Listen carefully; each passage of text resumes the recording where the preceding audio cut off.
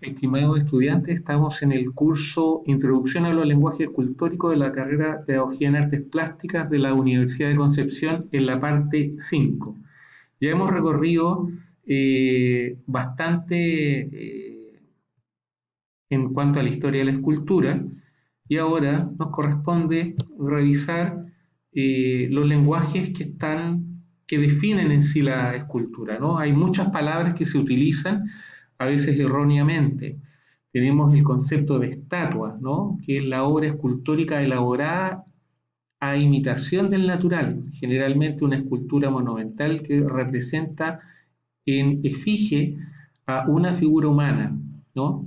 Eso es una estatua, básicamente, que tiene que ver con esa representación del naturalismo.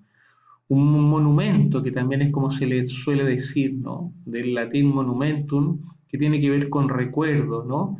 Erección conmemorativa, ofrenda votiva, ¿no? Y es toda obra con suficiente valor para el grupo humano que lo erigió, ha de ser pública y patente. O sea, el monumento es algo que se aplica para muchas cosas, para definir muchas cosas más allá que solo la escultura.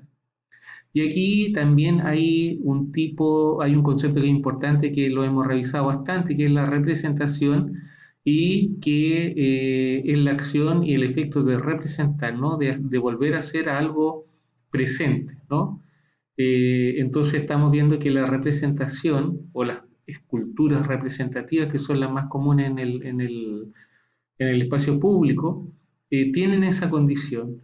Y también tienen otra condición que también es la que generalmente vemos en el espacio público y tiene que ver eh, con el concepto de lo conmemorativo, ¿no? De las esculturas conmemorativas, ¿no? Entonces, este vocablo se refiere a recordar, ¿no? Solemnizar, memorar o hacer algún homenaje, hacer una memoria, festejo, recuerdo, etcétera.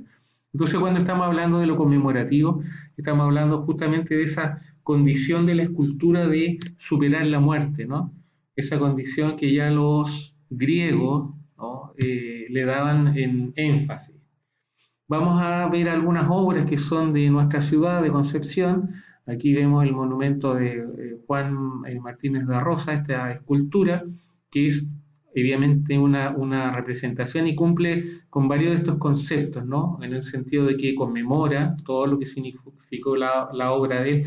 También es naturalista, pero nos fijamos también, por ejemplo, en la posición donde está la figura, ¿no? La figura está sobre una base, que en el caso de la escultura se traduce como un gran plinto, y esta base lo que hace es que eleva la figura, ¿no? De Juan Martínez de Rosa, la eleva y la pone por sobre la medianía del espectador, o sea, está en un nivel superior, ¿no? Entonces, la idea del plinto en la escultura siempre es elevar, sacar del plano, ¿no? Sacar del plano de la horizontalidad cotidiana del ser humano y ponerlo en un estado superior. En este sentido, es importante reflexionar, ¿no? Frente a lo que significa esto. Entonces, aquí vemos una clara escultura conmemorativa. Acá vemos otra que conocemos, ¿no? Que tiene una anécdota bien insólita, porque resulta que Lautaro, vemos un Lautaro que es el que está en la Plaza de Armas y otro Lautaro, el de Nicanor Plaza, que es más conocido, que busca hacer una representación que finalmente el Lautaro que está en la Plaza de Armas, hecho por Jorge Barba, por el escultor Jorge Barba, es una escultura realmente fidedigna a lo que era Lautaro, ¿no? Sin embargo, el Lautaro tradicional, que está también en, la, en el Cerro Santa Lucía, fue finalmente una copia, ¿no? Del último Mohicano, que fue un grabado de James Fenimore Cooper, ¿no? Y en aquellos años se puso como un Lautaro, pero realmente es un indio mohicano, ¿no? Entonces, hay una, ¿cómo se llama? Hay una transposición, ¿no? De lo que es lo real y de qué es lo idealizado.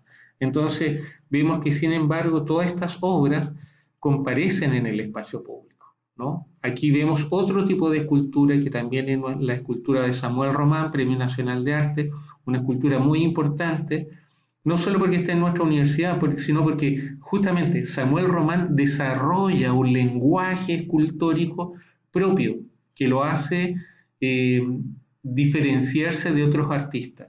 Cuando nosotros vemos el espíritu de los fundadores del campo de la Universidad de Concepción, no estamos viendo solamente la conmemoración hacia lo que fue la gesta de la universidad, sino estamos viendo el desarrollo de un lenguaje escultórico.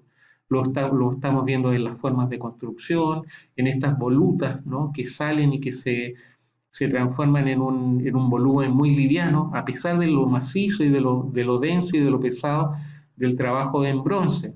Si ustedes revisan y googlean otras imágenes, otras esculturas de Samuel Román, se van a dar cuenta que son parecidas, ¿no? O sea, hay un bajo continuo que se repite, hay un símbolo, un signo que se repite, y eso es lo que constituye un lenguaje, esa insistencia. Y le da un valor porque también permite heredar, ¿no?, una tradición creativa de un artista.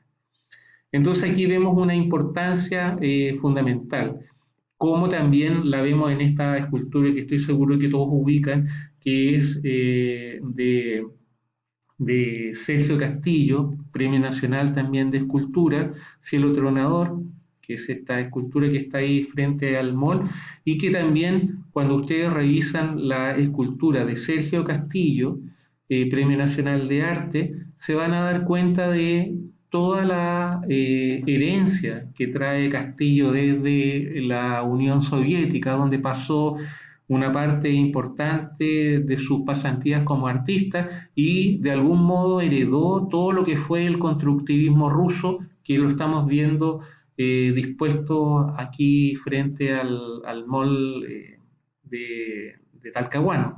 Entonces es interesante ver cómo estas esculturas que son públicas, que nosotros vemos habitualmente, constituyen un imaginario que responde a una tradición, que responde a un lenguaje, que tienen una hilación, no son hechos aislados, ¿no?, sino son consecuencia de una investigación, son consecuencia de ideas, son consecuencias de principios, y eso es lo que constituye que esa obra en particular tiene un lenguaje, ¿no?, tiene un lenguaje escultórico y no es simplemente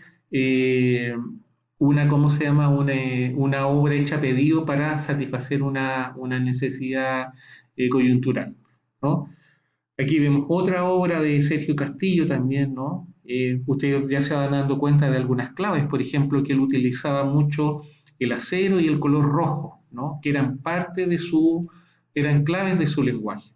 Entonces, cuando hablamos de lenguaje escultórico, estamos viendo cómo una permanente se repite y cómo esa permanente que se repite es la que va constituyendo la obra de un artista. Entonces ya no es solo un hecho aislado, como por ejemplo podríamos pensarlo en muchas estatuas, ¿no?, que muchas estatuas lo que buscan es ser simplemente parecidas a un original, ¿no?, como en el caso de Martínez de Rosa, pero el escultor que hizo esa representación no tiene ningún valor en el sentido de que no aportó un lenguaje escultórico.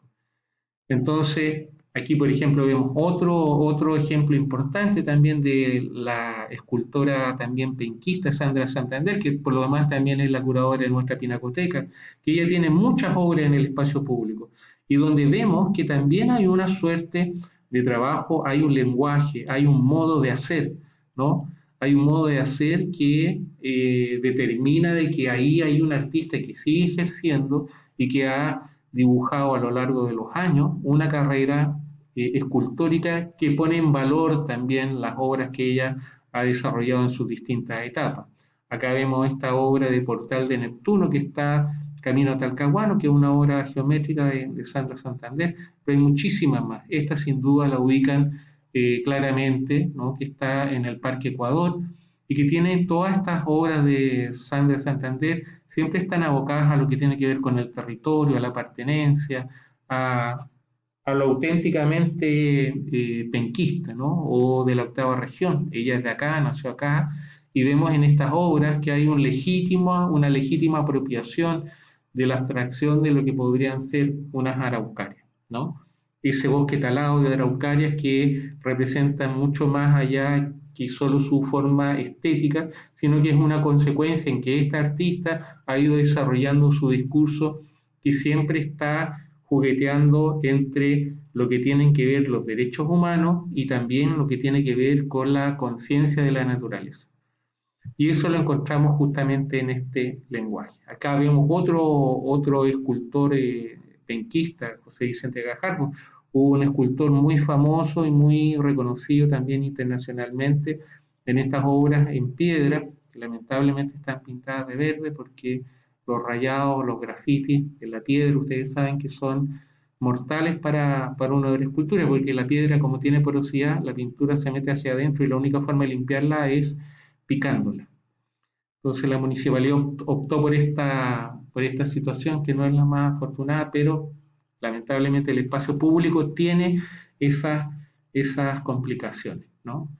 Acá vemos otra obra de un autor totalmente distinto, ¿no? Cristian Salinero. Cristian Salinero es un destacado escultor santiaguino, ¿no? Que ha desarrollado todo un lenguaje escultórico en virtud, digamos, de formas abstractas que van proponiendo juegos en el espacio, ¿no? Entonces ya nos van sacando de la noción tradicional de la estatua y aquí ya estamos introducidos 100% en lo que vendría a ser la escultura en el arte contemporáneo, ¿no? Como la escultura ya no quiere significar, ya no quiere conmemorar, ya no quiere estar al servicio, sino se independiza en sus propias posibilidades, en su propio lenguaje.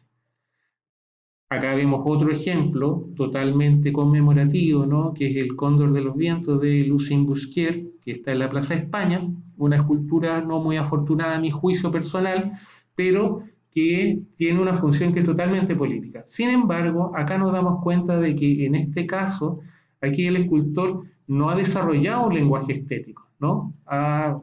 Lucien Busquier es un ingeniero naval que llegó a Chile, tiene una historia muy interesante, muy atractiva, pero su desarrollo como escultor, como lenguaje escultórico, no lo ha hecho, ¿no? Más